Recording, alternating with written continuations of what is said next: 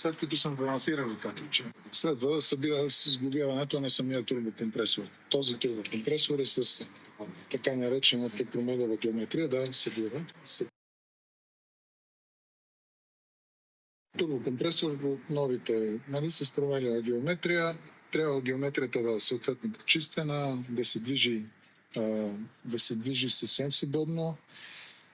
Ако има дефекти по геометрията, като изкривяване, начупване, трябва да се подмени с нова. В случая тук сме използвали старата геометрия, тъй като тя е била годна за ползване. Просто само сме я почистили и сме я раздвижили.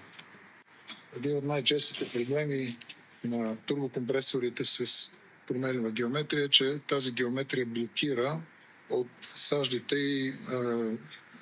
които се получават, нали, вследствие на работата и по-скоро от лошата работа на двигателя.